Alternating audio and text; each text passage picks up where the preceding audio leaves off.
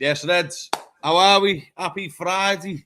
It is Friday, isn't it, for everyone, hopefully. Otherwise, some maybe different time zones. Well, it's nearly fucking Saturday for me, lads. But I mean, look, smash a like and subscribe, people. I thought, you know, for all the negative shite that's come out, boys, it's been quite all right to get a few shows out and have a little chinwag with yous and obviously everyone in the chat. But look, if you just join us, smash a like, subscribe. Here he is. Mark Burke is back. How are we? Yeah, sound. I'm sound, yeah. It's nice to do a show about something positive for a change. A good little It's different, lads, isn't it? Yeah, something different. I don't want to talk about how we are at the moment, but this is a good little something different for us to talk about, isn't it? Yeah. Well, that's it. It's well, do you know what? This show was based on what's come about today, and we'll get into it just before we start our top 10. But Mo, how are we? Back again. We're always busy at the minute, Mo, as you know. And well, you've had a good few chats with us the last few days, Mo. And I tell you what, it's just the fan base is up in the air, as you know, and the Carragher stuff. This is why we've done this show. And the good thing is, Mo, like, this is actually perfect. I'm the youngest one, Mo's the middle one. You're a bit older than Mark. So we're all going to have different opinions on it. You've seen players that I haven't seen. Mark's seen players that I haven't seen. And I think when people get carried away with the top 10s, you can only really give it about people you've seen with your eyes. But before you go, how are you? I'm good, man. My spirits have been really high lately. I don't know why. But yeah, despite what our club, look, that's out of our control. We can't do anything about it. Like, I know it used to affect me loads, like, and it still does, but I'm just like, do you know what? We can't do anything. 9 games go, countdown begins before he goes. And that's it. That's the way I'm looking at it. So yeah, positive outlook. This is it. Look, do you know what? Like, I know Mo's thoughts, the viewers know Mo's thoughts, but Mark, I am going to get your thoughts on the last couple of weeks. You haven't been on for a bit. I haven't been on for a bit, as you know. How are you feeling with this team? But also, I also want you to end on a bit what you think of what's happened with Carragher today as well. Because I don't agree with the shit he's took. Bear in mind, he put Salah in 6th. Yeah. I'll start with how I feel about the team at the moment. Yeah, do the team first, lad. Yeah. It's not going great, is it? You know, the only plus side is that they look a different team in the Champions League. Things haven't changed. They're getting worse. They're going to get worse. I told you I said from November, them 2 games that we lost heavily against Forest and PSV, I wanted them out. I just don't think you can't change it. I think there's a mentality there now. It's been set. They don't believe in themselves. I don't think the manager actually thinks he's got any quality to turn it around. Yeah. That's all I'm going to say on that. I've said loads on it. And I'll be very shocked if he's still in charge come May. If he is, something's wrong. They either don't care or they've got so much shit coming up in terms of replacing players that we know now. Salah's going. Robinson's probably going to go. Canate. I think they probably don't want too much of rocking the boat, and I don't think they see Slot as a big problem, although he is, for me, 80% of the issues that we have. 10% squad is not good enough. And obviously the recruitment and the shit that's going on up above them in terms of Everton news, their futures are looking a little bit bleak at the moment as well. There's going to be a mass amount of changes, and maybe they might see it as like, let's see what we can do with a new recruitment strategy and in terms of getting a better squad for them. But for me, there's no coming back. As soon as he has one loss next season, it's all going to come back. It's going to be Ask you a question, and I want you to get involved on this, Mo, but I'll pose it to Mark first, just because obviously he hasn't been on for a bit. You know, you see in the hit pieces, the club have sympathy towards him, right? What do you think's more important for Liverpool going forward? Changing some personnel in the team, or adding personnel, should I say, or changing the manager? Because when you read some of the shit you do see about what the club say, they talk about sympathy and getting the squad prepared for him to compete. But I just think the squad that he's got now should be doing far better. I think he's massively mismanaged it. But realistically, what is the biggest problem? The squad size and quality, or the manager? I think the squad is a little bit small. The quality is definitely good enough. The problem with me is they're not fit. The coach's wrong. That's the only thing I can say now. I've said this from day one. They're a 60-minute team at the moment. They can't. Yeah. You could tell when he said the other day after the Galatasaray game that they hardly trained 4 or 5 players trained for 20 minutes, and that's all we could do because of their excursions. What are you on about? Top teams play every 3-4 days. You've got to go again. If you're saying that before a game, oh, some of these players are knackered, you're putting it in their mind that, oh, don't worry about it, boys, because if you lose today, your excuses all have been planted in front of you beforehand. When you should be saying, like, your air man's just going, don't worry about it, we go again. You know, we put a lot of effort in on Wednesday. We're going to go and attack it again on Saturday against Brighton. No, it's defeatist mentality with them. And I just think, I think this squad is good enough. I wouldn't say it's good enough to win the league, but it should be pissing top 4. It should be up there with City and looking a bit more assured. Not like now where we're sitting on 5th and you're thinking, where's the next win going to come from? Because that's the issue with me. But other than that, I just think change of manager, a change of mentality, a winning mentality, and someone to give them a good kick up the arse in training, get them fit, they'd be fine. And you know there's quality that needs to be addressed in certain areas. Players can be brought in, but you can't do that now. You can only do what's in front of you. So sort their fucking fitness side and the coaching side of things. These players would be fine. That's all I've got to say about that's it's a coaching thing. The coach is 80% of the reason, like I said before. Yeah, do you know what? I massively agree, Mo. Because that's one thing I look at, Mo, like, you know, sometimes when you have a bit of time in your hands, Mo, this won't help. We haven't really had time in our hands in this international break because there's been so much negativity coming from the club, as you know. But sometimes you think, do you need to take a step back and evaluate, is the squad right, or is it the coach? Lad, for me, it's the coach, 100%.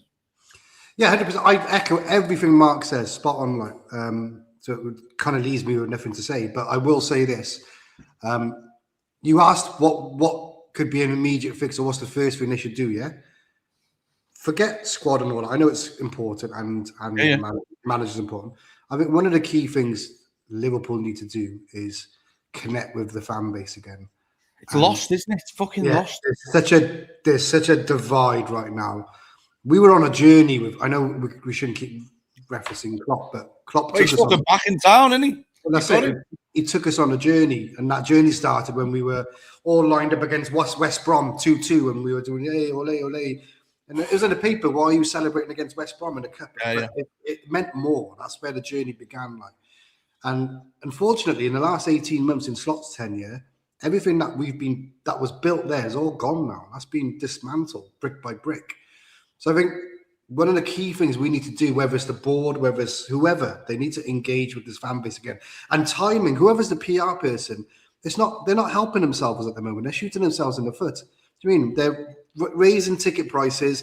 They're putting pieces out like this.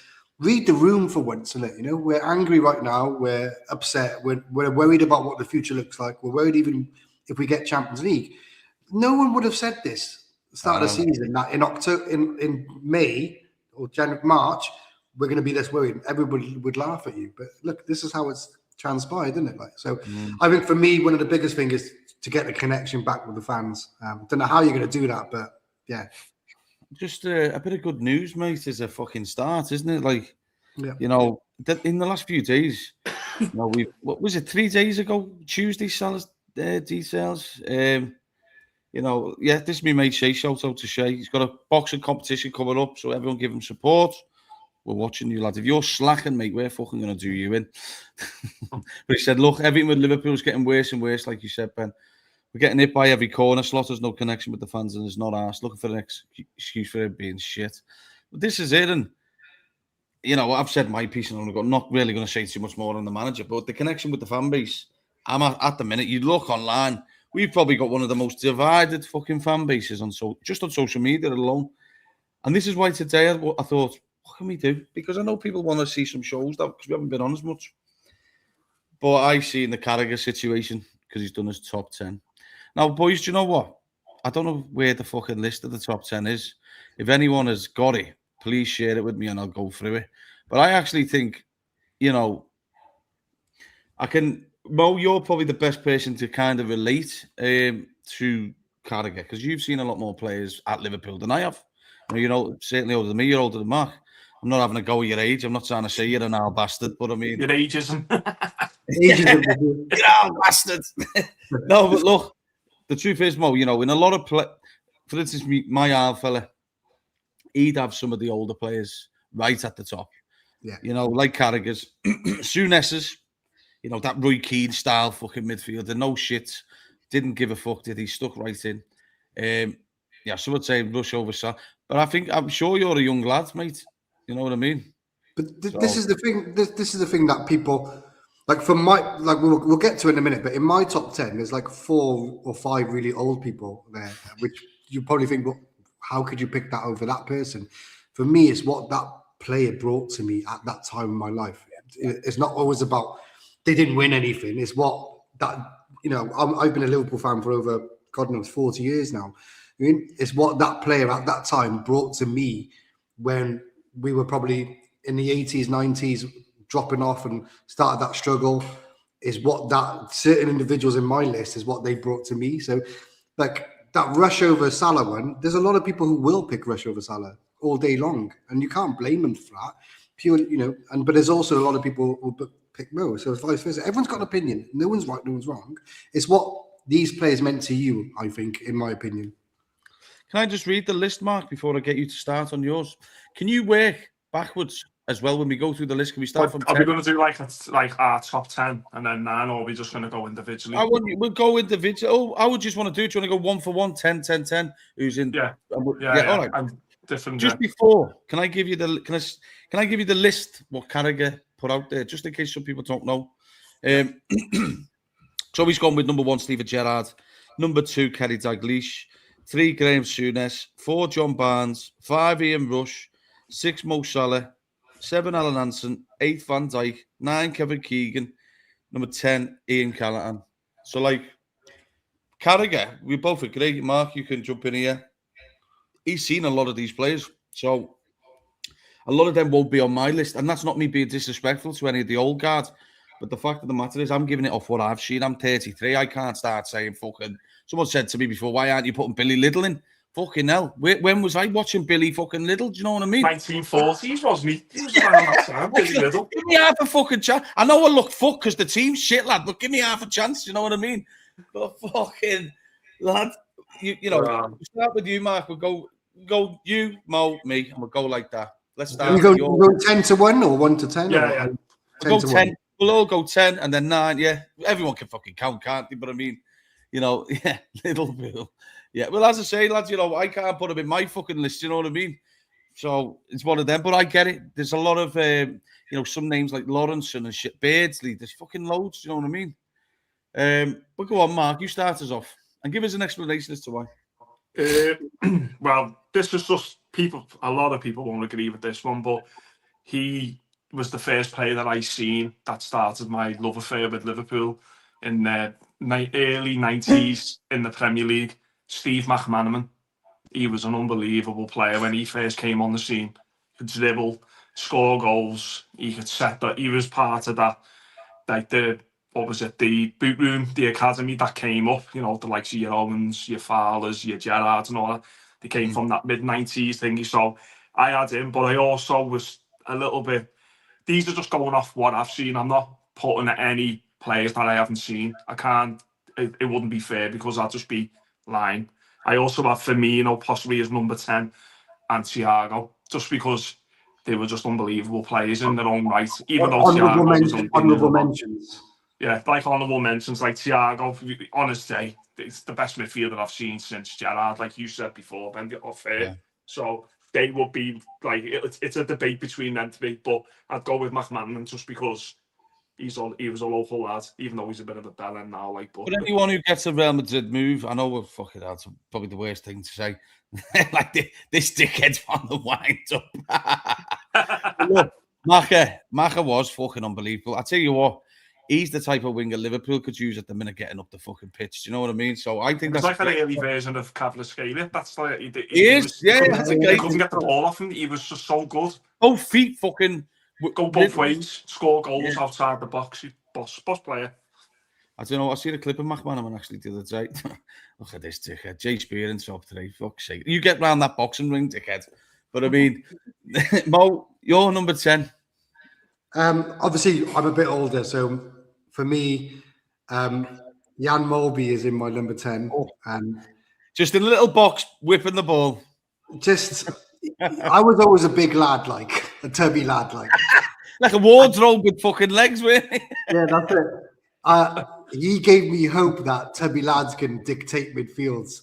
So just passing range on him and what he did was just unbelievable. If anyone gets a chance, younger viewers, go and Google Jan Molby and just look at his passing range. So yeah, Jan Molby for that reason is in number 10. Basically a scouser now, isn't he? Yeah, he is. And an honourable mention, and this is just for pure jokes, because he does, every time I mention, like, everybody will remember this player for the wrong reason. And that's Jimmy Traore. That's a honourable mention. That back heel turn own goal against Burnley was just the maddest thing you'll ever see. So, yeah, honourable mention for him. It's fucking mad that he can turn around and say he's a European Cup winner and he played the full game as well. It's crazy. Fucking mad, isn't it? That's what we're never ever going to forget. But he's done a job. But we're never going to forget him, will we? Ever. I don't think it, do we? So that's why he gets an honourable mention for me. Do you know what? It's really hard picking it. I've got number 10. I've gone for Michael Owen because look, I have an issue with Michael Owen. I'll tell you off air. But one thing's for sure, Michael Owen for me growing up, he made finals for Liverpool. Did you see what he did against Arsenal? Ballon d'Or as well. It's just he's not obviously doesn't get the credit anymore, does he? Because obviously he went to fucking United and stuff. But you know, you can't doubt it. You know, you boys would probably agree Michael Owen was fucking unbelievable as a youngster at Liverpool. Yeah. You know, he was the best forward at the time, wasn't he? But yeah, I've gone with number 10, Michael Owen. Suits his number, doesn't it? Mark? Number 9. Number 9. I think this will suit his number as well. Fernando Torres. Fernando Torres. He was like, I remember watching him live. I remember going every game and watching him. You know, the first 10 yards of pace, his finishing, his touching, he was just unbelievable. It was what a fan. I don't think he was a fan because he was a big player. He struggling at Atletico Madrid. He needed to get out of there. But for Benitez to take him out of Spain, where there was question marks about his strength, and would he cope in the Premier League? And he came in and he absolutely, he just took it, didn't he, by storm straight away. And it was just unfortunately how he left. Like, but you know, for 3.5 seasons that we had him for, he was unbelievable. So he's 9th for me. Do you know what, Mo? Just before you go, I'm going to say I've got the same number 9, Torres.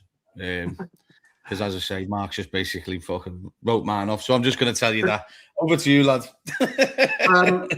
I've gone for someone in our current squad on obvious reasons, but I think he has to make the top 10, and that's Big Verge. Big Verge is my number 9.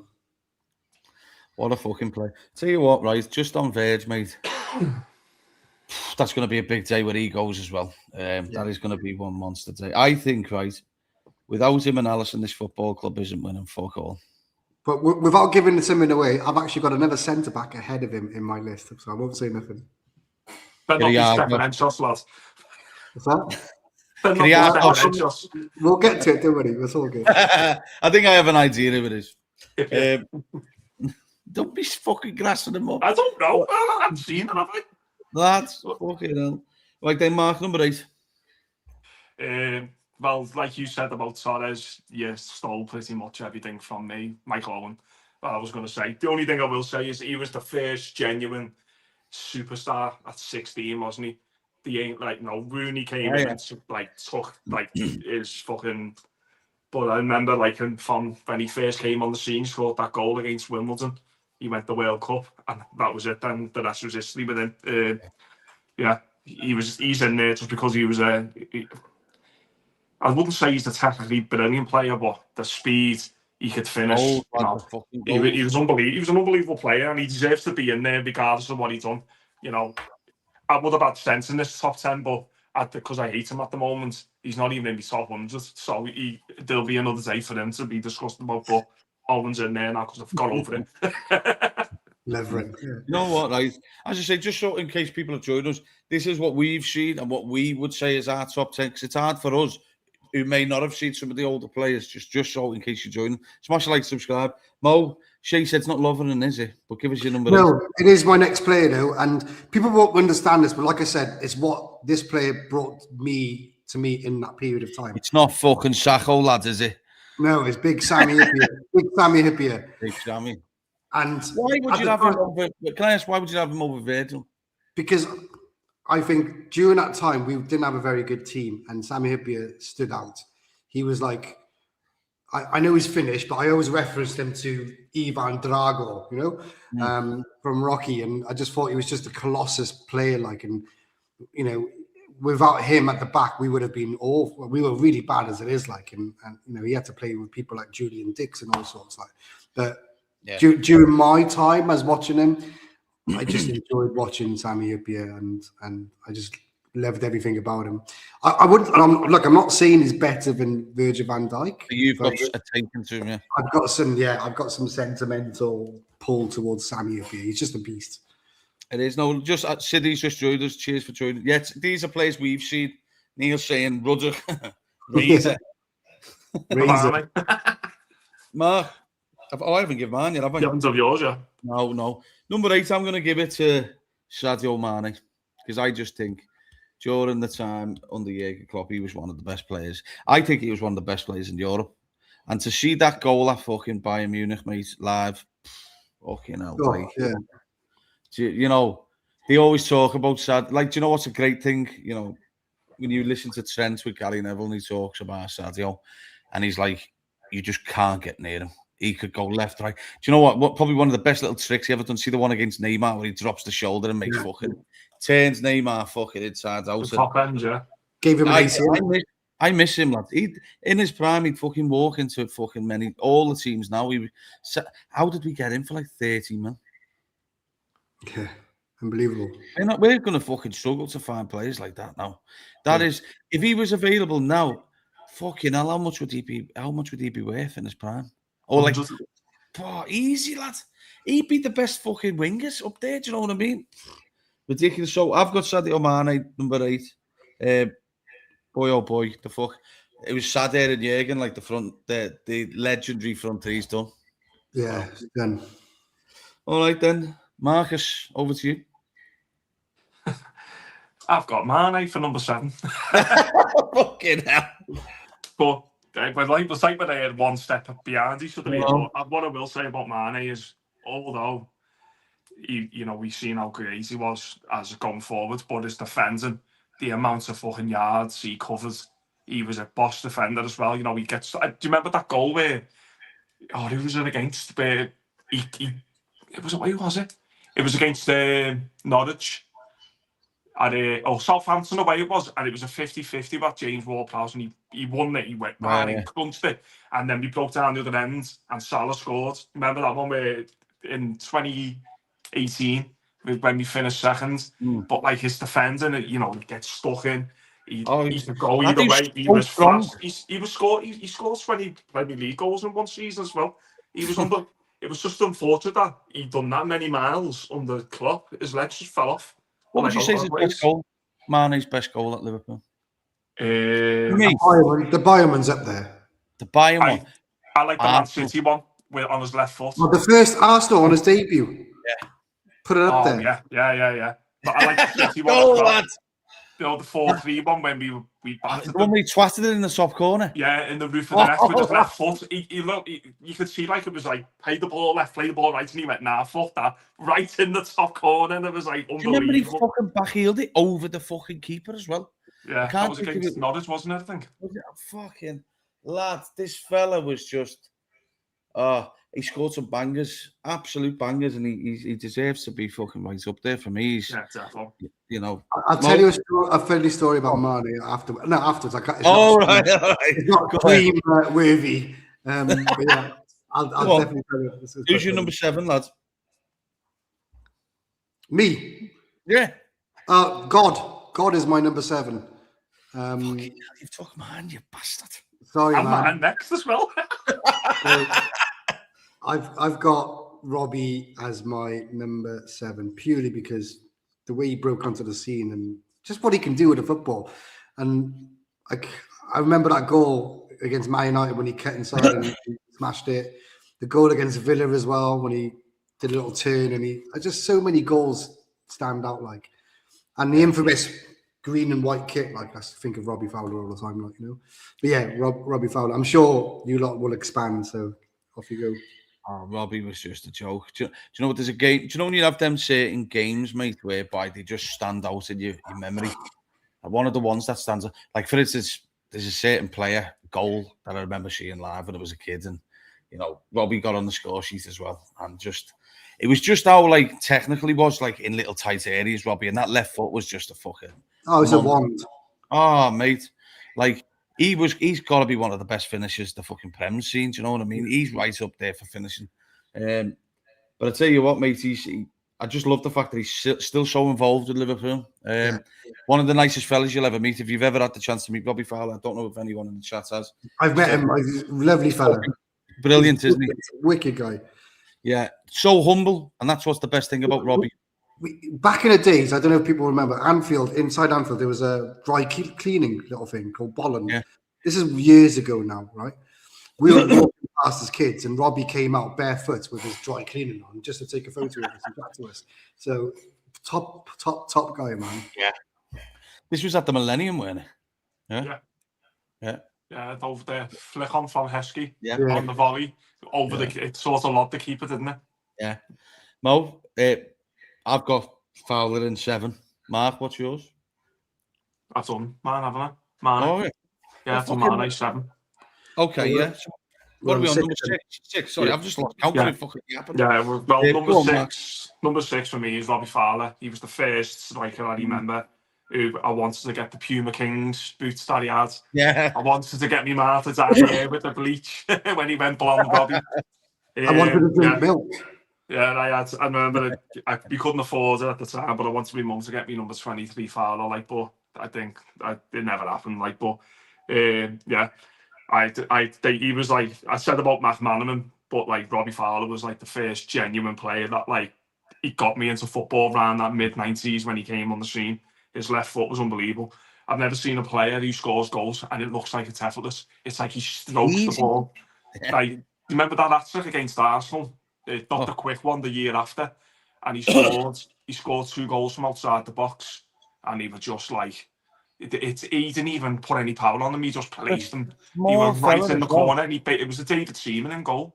For a small fella, he couldn't have twat the ball, couldn't he? Yeah, and he was great with his head. Remember the header against the 4-3 the second time, and he got up and got his head smashed in at the same time. But he was brilliant. And probably given us just brilliant. He was the best finisher I've ever seen, and we've had some cracking finishers, but he was the most natural. That's what he was known as, wasn't he? The most natural finisher. Yeah, and he probably gave us the best celebration ever that we're ever going to see against Everton. Down the line. Yeah, literally. Literally, yeah. Fucking hell, yeah. That's what makes some of up. Fucking hell, what a fucking celebration that is. Jesus, if he'd done that today, fucking hell, he'd be nicked on the pitch. Well, he deserves to be in the top 10 purely for that, like. Top 5 just for fucking that. Mo. My guy, number 1. No. Number 6, that's who have you gone for? Being a Welshman, Rushy is my number 6 as well, because, yeah, what can you say about Rushy that hasn't been said? Like, Give us a little bit of an insight to some people that may not have seen Rushy. You're probably the best to summarise here, Rush. The Rushy was probably the main reason I support Liverpool. My father had an Indian restaurant in Cardiff back in the days. We're talking 1970s. And Rushy came in 1985, I think, after an international game. Had a chat with my dad. My dad got a signed napkin, gave it to me. I was like 8. Yeah, I was like 8 years old. I was like, "What's this, Ian Rush? What's Liverpool?" And that's it. I started becoming a Liverpool fan. So yeah, Rushy, from that sentimental point, was always my. But what he could do, I mean, just look at the '86 Cup final, the finishing and that, like, and he was like Robbie, but you know what you're going to get with Rushy. You're going to get goals. If he's going to get a chance, even with Wales, he's taking that chance. Like, even like Wales were rubbish back in the days. I remember an infamous win we had against West Germany at the time. Like, and Rushy went through one-on-one, wrestled off a defender and scored. Just, you know what you're going to get with Ian Rush, and that was goals. And his record speaks for itself. And do you know what, Mo? It's it's a good comparison, this, but the one thing people struggle to understand, and it is difficult to see how it would be, but certain players from the older era playing in today's game, how do you think Rushy would do? It's tough because defenders have evolved and that, nowadays. Like, they're athletes. This is what I mean, creating a fucking top. I think it's hard, really difficult, isn't it? Because they're all athletes modern day, like, and back in the days they'd be having a pint at half time or a pistol. Yeah, fucking guys come on bladdered and shit, lad, and forgot he even scored. But if you reverse the question and say back in the old days, like the people like Dalglish or athletes, peak physical athletes, the modern era wouldn't have a chance with that team. I'm telling you, they won't come. Technically, were great. Yeah, even the boots and shit were different. Do you know what I mean? Exactly. Like, can I just say though about Ian Rush? He's one of the best, because I can remember him still playing for Liverpool and played up until 97, didn't he? Yeah. He moved on. I always remember his goals. Most of his goals were always with his back to goal on the turn. Yeah, that's it. He's a fox in a box. He'd turn on the volley, and he was notorious for doing that. He was so good at doing that. It was one of his biggest strengths, that back to goal, turn, bang. Yeah. Adam's saying here, his dad said Rush was great at the press. Yeah, that's what I mean. This is what I mean. When you see Liverpool now, this style just doesn't suit Liverpool Football Club. We've always been a pressing team, innit? Press. Do you know? It's not just about press. Just fucking workhorses, Mo. Yeah. Relentless, not letting anyone fucking, giving them any time. Pests. Die for that badge, like you're in a privileged situation. You're doesn't feel like that now, does it? It doesn't feel like that anymore. It feels like they're just there for the paychecks and Instagram posts. Like, well, this is it. As I see a lot of people giving shit to Ekatike because the ears, fucking things, and the stupid ass clothes. But unfortunately, you've just got to accept that's where football's gone. Yeah, that's what it is. But he brings a breath of fresh air. I think that's what I mean. That we need right now. Fucking do you know what? Right, I actually do like. See, I know some of the older players. Not that I was watching them in the heyday. But I like watching, Neil say the timing of Rush's runs was perfection. Yeah. But I like watching all the old clips and stuff. I see my mate, Nick, I think he quote tweeted something like, Souness in the final and shit like that. Brilliant. It's great to see how different the fucking game was then. Because I tell you what, people probably had far more fun watching football back then than the fucking shit now with VAR. Imagine them fellas trying to play in it now. They wouldn't last fucking 5 minutes. There'd be about two fellas each side after 10 minutes. Fucking Lauren sent off. It's a coaching obsessed game now, isn't it? Yeah. I think coaching is slowly taking the fun out the game. I think that's where Klopp kept it simple. He came in and he had one way of playing: press and go direct and quick. Get in it. Football can be simple as much. I just think sometimes coaching now is starting to. It's taking it like who the fuck back then would have a throwing coach, a set piece coach. Yeah, that was your manager. Your manager sorted that. That was it. One of your assistants. Also, modern day football is becoming like a contactless sport. If they were getting limped around and kicked around back in the days, they wouldn't last. These players, you have to be physically solid back in the days and up for the fight. Like, I'll come back to this, lad. I'll start this comment and I'll come back to it. It's a good comment, that. Look, but I've gone number 6. For me, the best keeper I've seen in Liverpool shares, Alisson Becker. I think he was one of the reasons as to where Liverpool are today. Not obviously for the old, the old style success, but Liverpool were shit for a long, long time, boys, as you know, and it was a cup every now and again. And since when Jurgen Klopp came in, him and a certain someone else, they were game changers. Do you know what I mean? Absolute game changer. It'd be a sad day to go, and we spoke about it privately in WhatsApp groups and whatever. How the fuck do you replace this keeper?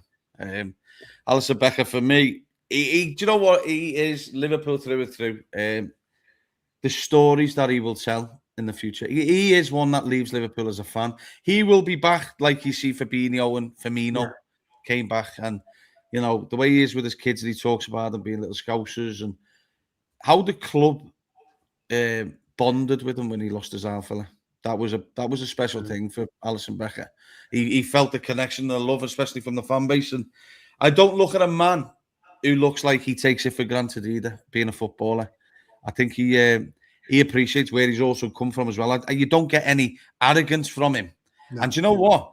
Like fucking, do you know like things with certain players, like memories? No, when he leaves and he hangs his boots up, if someone says to me, obviously this saves and shit like that, what's a boss memory of Alisson Becker? For me, it's always when he comes out to warm up and he claps the stands.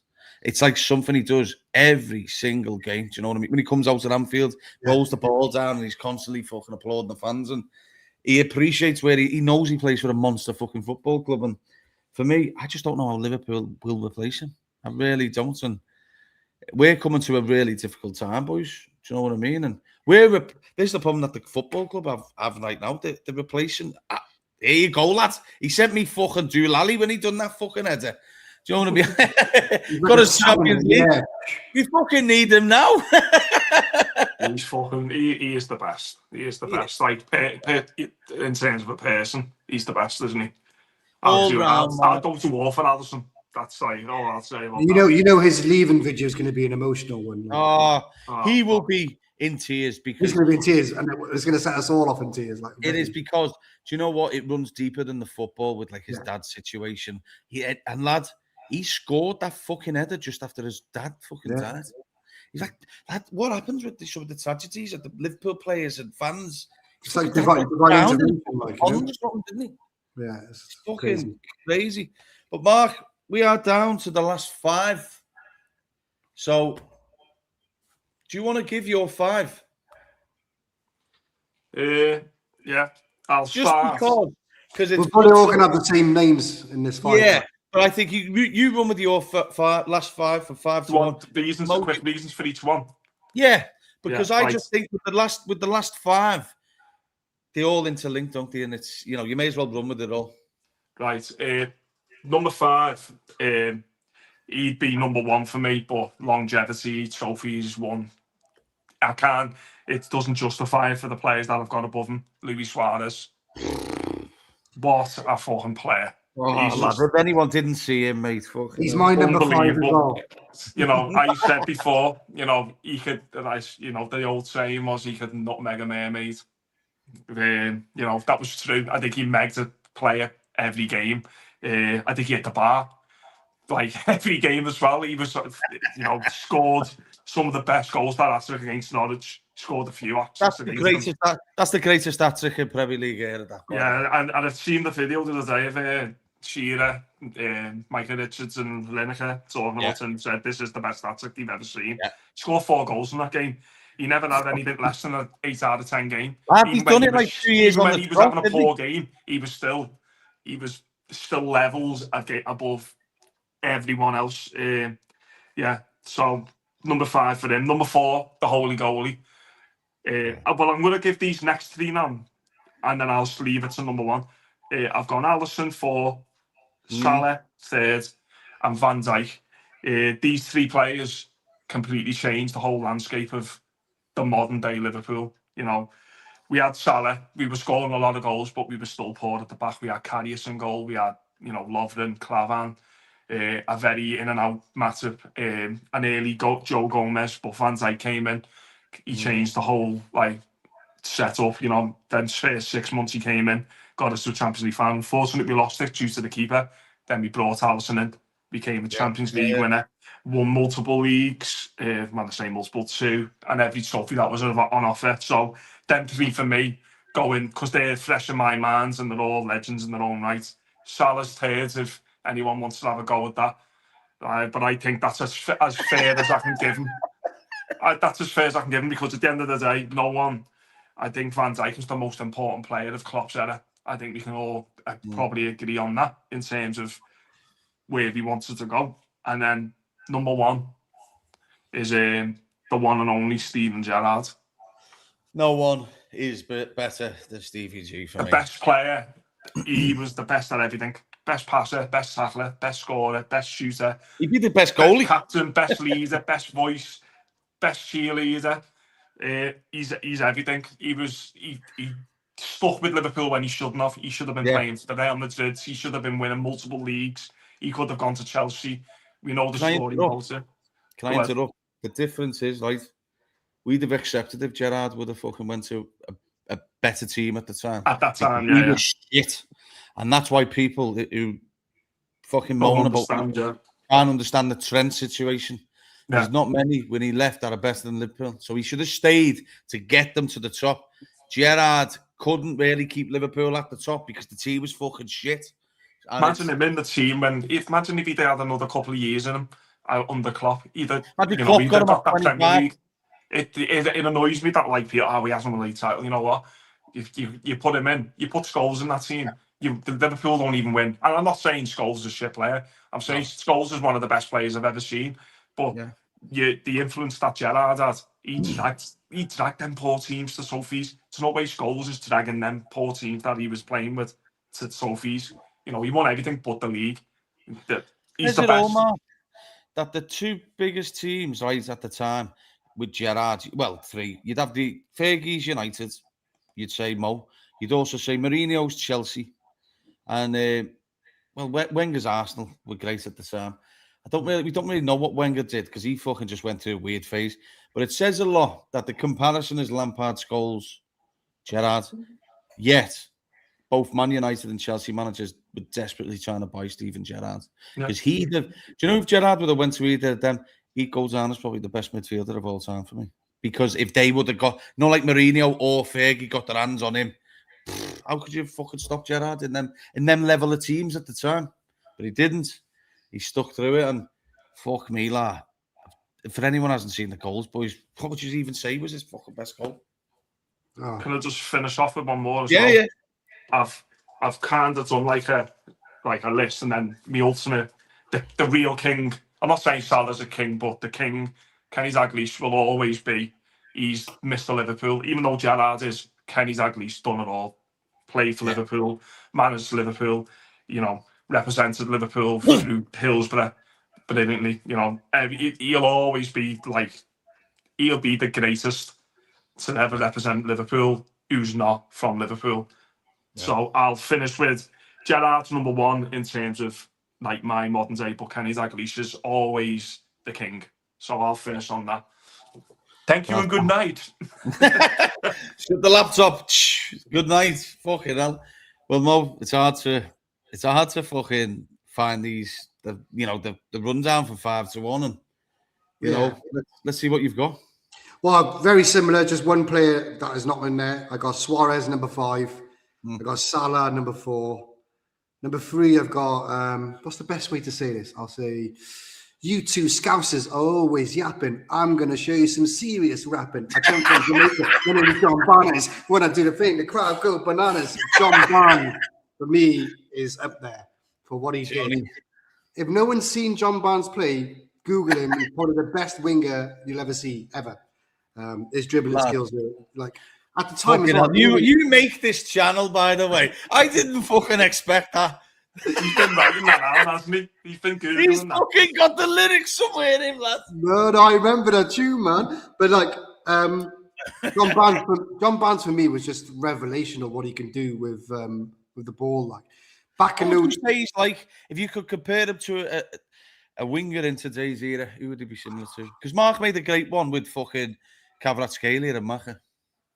He had, I know it's crazy, but the way the ball would stick to him was very messy, and I'm not it was messy, if I was going to say, and just his power through busting through the wing or through the middle, he was untouchable at times, and he was just brilliant to watch. Honest to God, because at the time England wasn't known for dribblers. We were known for hard asses and stuff like that. And John Barnes came, took the beats, got up, and just schooled everyone. So John Barnes, my number 3, Stephen G, my number 2, and the king is the king. What would you say is Kenny? Obviously the clips I've seen of Kenny and stuff like that, my dad would always say no one really compares to Dalglish, because I think Mo, the connection with the Hillsborough stuff, obviously it goes fucking very far, doesn't it? But my dad always went, he talks so much about Dalglish. He carried Liverpool, didn't he, through real dark times. But he said if he was in today's game, he'd still be that good. Well, Oh, it's just like I was too young to remember all of the stuff, but growing up in that era, like what he did for Liverpool, what he did after the aftermath of everything was just. And he's come back to manage us a couple of times as well when we've been in the shit, like when we needed someone like. So, I think when everybody thinks of Liverpool, old or young, automatically Dalglish is like a pinnacle. He's fucking you can't be shit if the stand's fucking named after, can you? Exactly, like, and he is the original king. Yeah, Mo's the Egyptian king, but this guy's the king. You can't. No one can come close to him. What is the stamp he's left on that club will never be erased, like ever. No. The day that he sadly passes away will be a fucking bad day for Liverpool, won't it? Because the way, like, when the greats obviously fucking pass away, that'll be a massive thing for Liverpool. Be a fucking bad one. Because Kenny, like you said, Mo, he's not just Kenny Dalglish, is he? He's fucking Sir Kenny Dalglish. Exactly. And he's just a different level. But I'm going to give you mine. I think that list is really good, Mo. I do like the one with John Barnes. Obviously, I was too young to see the John Barnes stuff, but I've seen clips from when as I say, I've told you the story about me and John Barnes. Barnes is brilliant. Yeah, I'm going to try and get him on here. We'll see. What's this? He may say, lads, whatever happened to the King Kenny documentary? I don't know. Did any of you watch that? It is out. It's on Amazon. Yeah. Because he was talking about it recently. This was a video going, I'm not racist, I love John Barnes. I was the thing as well now, isn't it? Do you remember at that time when footballers were in the 80s? Yeah. Loads of racial abuse, but he got bananas thrown at him. I was going to say, he had bananas thrown at him. He didn't even care. And like I said, I seen John Barnes at the tail end of his Liverpool career when he went into the centre mid under Roy Evans. And when you were saying before, like Messi, there was a player right now who's at the top of his game who reminds me of him a little bit. Elise. Yeah. So the ball Elise with his, like, his vision, his crossing, his dribbling. Elise's not rapid, is he? But he's got that little bit of a, like, he can go past players. Yeah. That's imagine John Barnes like now. When he was playing men, the pitches were shit, and it still looked effortless. Imagine him in these like fucking carpets now. It'd be scary. Yeah, well, look, I massively agree with you. So Amir saying Leone Insta, Superman isn't far away. That could be good news. Obviously, if he can have a bit of a say towards the end of the season, I'll be surprised. Adam said this about John Barnes. He was on it the other day. He was great on it. Yeah, brilliant. And Kenny as well. Fucking hell. That was a good one on the overlap. I don't know who you're on about. Were you on about John Barnes or Kenny? Because they were both on. Both on it, yeah. What's your 5, then? So number 5, I've got Virgil van Dijk. Yeah. Because for me, I just think him and Alisson coming in, game changer signings. That I loved Philip Coutinho, and he was a fucking unbelievable player. He's one of them that I could find a way in for, the Steve McManaman, Coutinho, Thiago. They're on the brink for me of like the top 10. But Virgil van Dijk, mate, fucking a lot. What a player, what a captain. It's been a bad year for him. He'll tell you that himself. He's not happy with it. Virgil wants success for Liverpool. I love the fact he kisses the badge and everything. And shit like that. Number 4, for me, fucking hell. Luis Suarez, mate. I don't know how. Do you know what, right? I'll hold my hands up here when I say this. I could put him above Mo Salah, but I won't do it due to the longevity of Mo and what he's done for the club. But if we're talking about unbelievable footballer, Mo is an unbelievable footballer. But Luis Suarez, for me, he gave me a feeling that I felt like we were invincible when we went on the pitch with Luis Suarez. I thought like he could fucking take Liverpool with the shittest team behind him against the best team in the world. He'd make it fucking competitive. He really would. And I just loved the way he fought for everything. He was a bastard, wasn't he? I know he had his downfalls, and that's why I put him below Mo. I haven't bottled it, lad. I've said it. You're not even on the fucking thing. But I could, for me, Who's that? yeah, he's trying to give me shit. You have to appreciate the longevity. I get that, but like quality of player for me, Suarez was the best. He's probably player. the most talented player we've ever had, alongside like John Barnes in terms of raw ability. Casino's up there as well with raw abilities. You know, these are players that like I think like, technicians. do you know Gerrard played in the club team with Suarez and Salah? I think Gerrard would say Suarez was still a better player, personally. Yeah. Mo was the goal scorer, and I fucking idolise Mo. But for me, Luis Suarez, I've never seen anything like that in the Premier League. He was just a fucking... Do you know, like, there's two forwards for me that in the Premier League era, where I look at and go, they were just levels. It was Thierry Henry and Luis Suarez. I just think they were two fucking unbelievable fucking number 9s. But in number 3, I have the king, you know, Mo Salah. What he's done, fuck me. The records are endless. The records are endless. The setup for Mo to do well at Liverpool was unbelievable. And, you know, we've won things with him, drove us to the title last year. And I just wish, that's what I mean with the players in this top five. Suarez, fucking hell, can you imagine them in the front line with the Firminos, the Mane? Oh, dangerous. Oh, could you imagine if Jurgen Klopp was allowed to pull 2 players from previous? You give him Steven Gerrard and Luis Suarez. This Liverpool team would fucking have about 4 fucking invincible titles, mate. Who the fuck would have beat them? They'd have battered everyone. But yeah, Mo, number 3, and it's sad he's going. It really is sad he's going. And I don't get why people get so defensive if he's not in someone's top 5 or whatever. Just enjoy it. People's choice. Some people have seen more Mo, you've seen a lot more Liverpool players than I have. You're older than me. You've seen the Barneses and stuff like that. Because like my dad and shit like that, the older era, I'm sure Mark's father, I know Adams, they'd say Barnes probably before Salah, like yourself. Yeah. Did you say Barnes before Salah? Yeah. Yeah. And number 2, I'm going to give him his due. I know I didn't watch him every week, but I have to put King Kenny in the thing. He is Mr. Liverpool, isn't he? I have to put him in there. But I could not put him above Steven Gerrard. For me, you know, Stevie G, fuck. I think we let him down by fucking signing shitheads. Because realistically, he should have went. He should have left Liverpool and gone and got the accolades, because that's probably what lets him down with all these fucking spastics on fucking line that don't understand football. Do you know what I mean? Because I've met Paul Scholes. I've been on a night with Paul Scholes. He's a fucking top lad. And I've got some funny pictures of me and him absolutely bladdered in Dubai. But I mean, Mark, you've probably seen them, yeah. Me fucking bladdered doing six fucking times. So he's putting 2 fingers up and everything to me.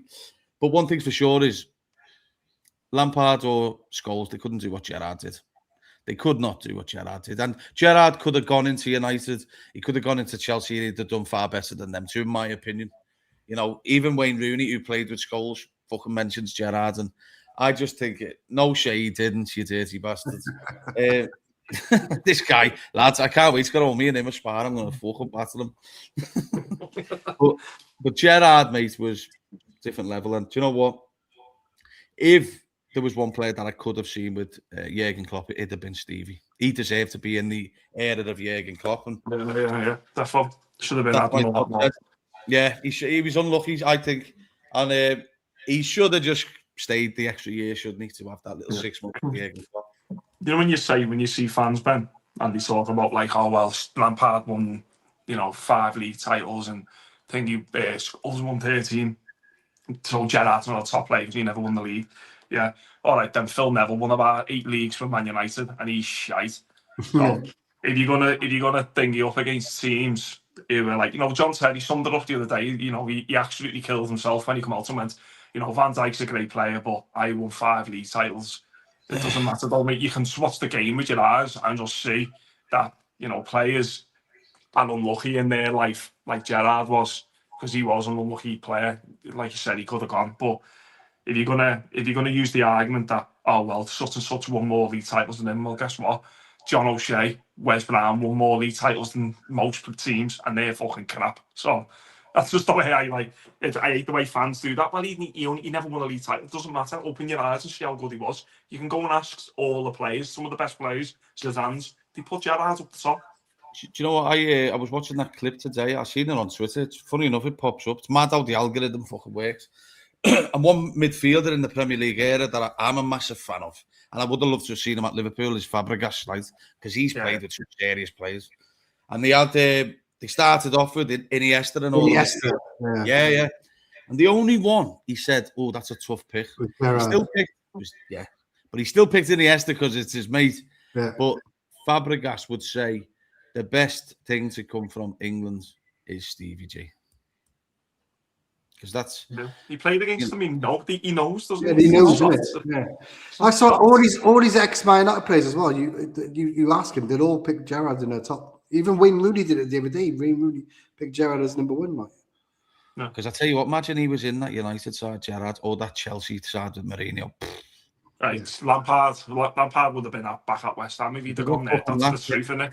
He's lucky Lampard that he never went there, because he would have been. He went to Essien because he was a boss player. He would have played with Gerrard great. Because you remember he wanted Essien before he went to Chelsea. Well before this, you might not remember this, man, but we wanted Michael Essien. Imagine him and Gerrard in that midfield together with a Makalele behind him. Jesus Christ. They'd have fucking won everything like 4 times over. I think Lampard was good, but his team was fucking better. Yeah. He was allowed to do what he wanted because he had a great midfield and a great defensive basis. He was allowed to float. Essien and Makalele, lads, you don't need to fucking turn around, do you? No, you don't need to look over your shoulder when you've got them two. You can just go and get in there. Had shit, Downings and fucking all that shit around them, do you know what I mean? Jovanovic. Oh, lads, fucking hell. Bruno fucking Giroud's, Voronins and all this shite. The next Platini, let's tell it. He had some shite, didn't he? But lads, like, do you know what, right? We went into games, I seen a video today, and you know, at the end, I respect the player, and I thought he had a half-decent career at Liverpool in the end. But in the centre midfield was Lucas Leiva and Gerrard going up against, like, prime Chelsea, and it's like, fucking give them half a chance, you know what I mean? But Gerrard, he would have just went to Lucas, you fucking go over there for a bit, let me have them fucking 3 midfielders. That's what Gerrard could do. I'll take them. And do you know what? It's even, what's that gobshite on fucking TalkSport? Cundy. No, who's the other one? Jamie O'Hara. Yeah. He was like, fuck me, lad, when you had Gerrard chasing you down, mate, you knew you were getting twatted on the pitch. Jermaine Genius said it as well on TalkSport about him. He said the best midfielder of everything. I couldn't get near him. He was that good. Yeah. Well, boys, I think that was a good show. And I'll tell you what, I've had a few messages saying, fuck me, the shit Carragher's getting. But you know what, there was a question, and I want to go back to it. It's off a mate of mine. I'm going to go to you first, Mo. So, this is the question. Do you think Bill Shankly would be a good coach in this era, or Fergie? Yes, I still think both of them would be good coaches in this era because... A little picture for you. Leone's kicking a ball. Canal. I'll save that for a wank. I'm going to save that for a wank bank later.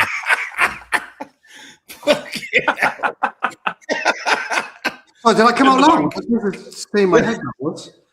I think both of them, because the characters of those two coaches alone just commands respect, and I think both of them have, even tactically, will outfox most of the managers we have modern day now. No, they may not have the tactics like some of the new era have, but what they do is they've got something about aura, and they'd be fucking fired them up. Yeah, no matter who you are, even Elise with his headphones on, as soon as these two people walk into the room, that shit off. It's off. They just command that kind of respect. I don't know if you boys watch it, but I watched the I can't think what it's fucking called, but it's the podcast with Scholes, Nicky Butt, and the overlap.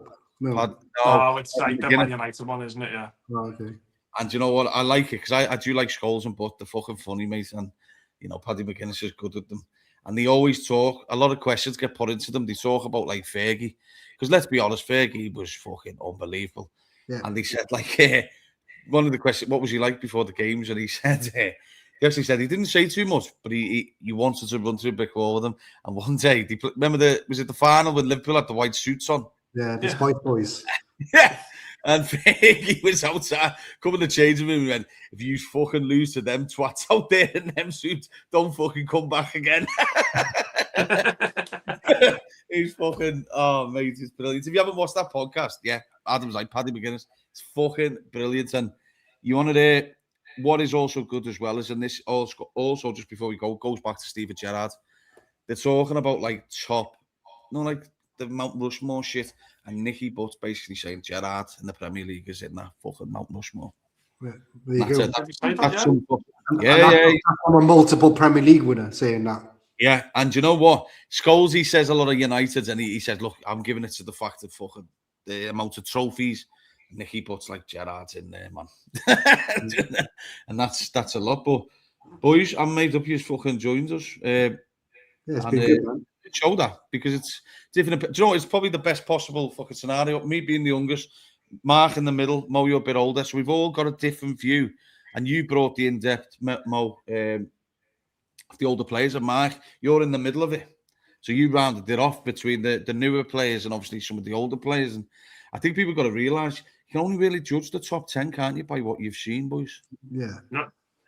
And what and those eras as well, what they mean to you as well, like, you know. Yeah. So, like I say though, like everyone has an arsehole, everyone's has a fucking opinion, and you don't like it, then don't. Yeah, that's it. I was going to say something a little bit nicer yet, but you know, everyone, he's judged that on what he's seen. Like we've judged what we've seen. You know, Mo, you're a little bit, you can go a bit further. A lot of knowledge, boys. But that's it. You can only go on what you've seen. If I had my top 5 as soon as Hansen, you know, Kenny, Keegan, I'm lying to myself because I can't say I've seen games like you know full games from like. You see them on LFC TV, you know, all games where you see them on. You watch the full game, you go, yeah, he was fucking special. Like, but you can't still have an in-depth thing. You know, you got to go see him in the flesh. Like the plays every player that I've seen there that I've mentioned, I've seen them live. So I feel like I've got a better day. And if Carragher wants to put Mohamed Salah 6th, to be in the top 10 is unbelievable. Liverpool, you know, you're missing out some unbelievably great, you know, your Highways, your Terry McDermott, your Ray Outons, your Ronnie Whelans, you know, your Souness is on. They're not even, none of them got it. The Souness get an R10s. He was in my 10 next to Jan Moby, but I picked Jan Moby. Yeah, you know, there's players there that like, you know, I could have put in, but I would be lying to myself. But you know, to be in that top 10 of Carragher's still, and he's seen them all. You know, all from the late 70s, 80s. That's unbelievable. You can't moan about it. Question then. Start with you, Mark. Just one word answer before we go. Who, in your opinion, is the worst manager we've had? That laugh's making me laugh. What are you thinking about, Mark?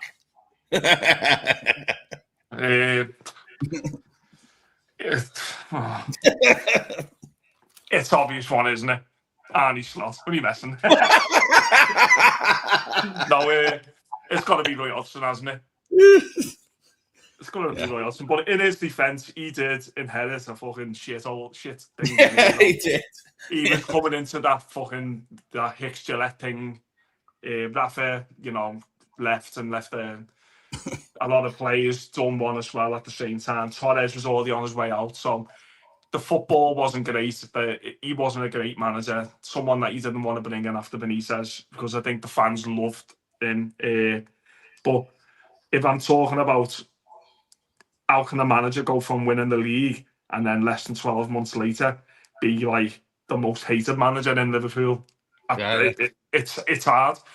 You know, if Roy Hodgson had the team that Slot had now, then yeah, he'd be the worst manager. But I've said this on numerous times. It's like, how can a manager who's won the league had 450 million spent on players and always lost a few, some unfortunately, and some wanted to leave? But how can you be this bad? Yeah, it's Roy Hodgson because it's got to be. But Arnie Slot is not far behind him. That's it. I agree, man.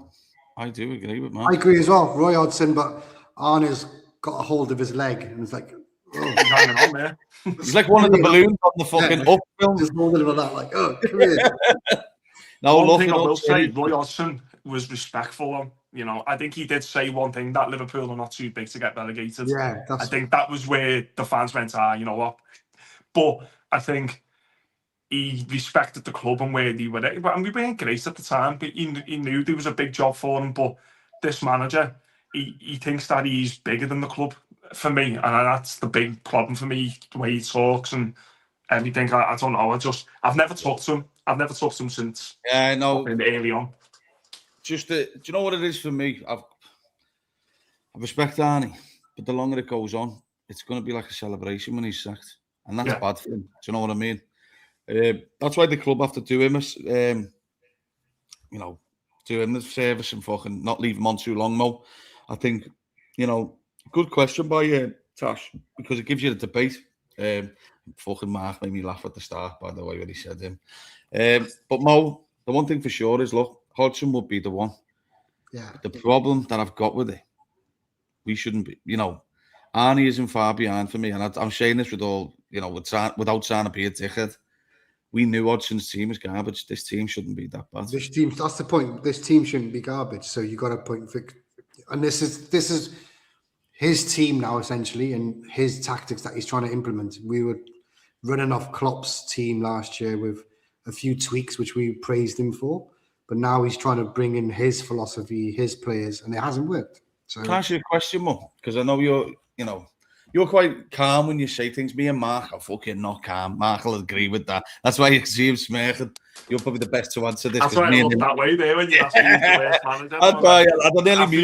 I just wanted to say Slot, and that was it. But within context, it had to be Hodgson. But I think Mo is perfect for this question. Mo, if they back Slot, do you see Slot turning it round if they backed him in the summer and kept him on and putting Liverpool back up there? No. Because I think there's too much scar tissue now. Yeah, there's too much now. It's too much happened. Even if we back him for next year, start of the season, as soon as we would lose the first game, it's out again. It's like, why the fuck have you done it again? Exactly. So I just think the fans will massively tear on day one if it's not fucking right. Like I said earlier, the biggest thing they need to do, Liverpool, is get the connection with the fans. That's totally gone right now, especially with this manager. So I think it's gone. It's untenable for me. I think it's irreparable as well. That's where I believe. Do you know what it is, Mo? Like, when Hodgson was there, like, we half expected to get beat. But like, we shouldn't be feeling like that right now. And let's be honest, I think, right, if you ask people how confident the next two games, Liverpool City away and PSG away, I'd say 90% of people are expecting Liverpool to get beaten, both of them. Probably. And that's the fucking problem. With some of the, I know, look, we have been unlucky with injuries. I get that. But the problem that I have is, and the best way to summarise up Arnie Slot is like, it's baffling. And the reason why I say this is, to summarise him up, I go to that Brighton game. The unluckiness, and I feel sorry for him that he loses Ekatike and then he makes the Jones sub. Yeah, he didn't do him no favours in that. That's he lets himself down. Yeah, that's what I mean. The way I sum it up is, I love Liverpool so much. Every time I watch a game, I'm fixated on it. This season is the first season.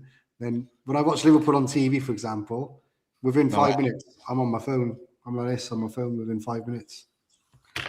No, do you know what, like, lads? I'll be honest, I'm usually at all the games. I haven't been as much recently. But when I am at home, I usually bring a dining table, fucking chair, bang it right in front of the telly, volume 5,000, and I'm right up for it. I'll fall asleep at one of the games, lads. That's what I mean. I find myself on my phone more times than watching Liverpool now. I'll be honest, lad, we didn't do this podcast, right? Because obviously I've known Mark for a long time. Obviously, we've met quite the last year or so. But one thing for sure is, Mark, and I know.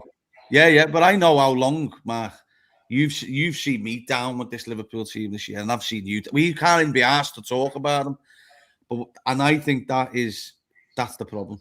Yeah, it's like this team. It's just not Liverpool like, and I think it's. I just don't think the owners can afford to fucking let it drag on, because, if this happens again, sometimes Marty's partner made a great fucking comment to him, and he passed it on to me, and he said, "Fucking hell, have they announced the Salah thing so that the tickets boost back up again?" Because you feel like the club are taking the fucking piss now, because the slot situation. People aren't as interested to get the match, But the problem is the club have you over a barrel because if you don't go, you're fucked then, aren't you? You Yeah. lose Think credit. about that, you know. Do you get what I mean? You know what I mean? Is it like a tactic now? Because he's get going fucking anyway. everyone back Is it in a the tactic ground. to get the fans, you know? Yeah. You know, every game now is like the last game. It's one less game for Salah, so get there, get supporting them and all that. Push them over Money's the line. fucking piled Didn't in. even think of that. Yeah, I didn't, Mark. And Marty said to me, and I went, fucking hell, what a point that is. And Yeah, it's a great point. yeah, I just think the club are letting themselves. This season's been a disaster, but Red will wrap it up. I've got some footy on, isn't it? I think Uruguay playing England. Hopefully Uruguay win. Suarez playing. Fucking hell. He's decided now, isn't he? Yes, I'm watching it. Fucking legs are hanging off. He's on his Zimmer frame, isn't he? Suarez ain't playing. Nunes ain't playing either. Nope. Nunes. Reds, we'll wrap it up. Have a good night. Enjoy your weekend. We'll see you soon. Up the fucking Reds. Come on.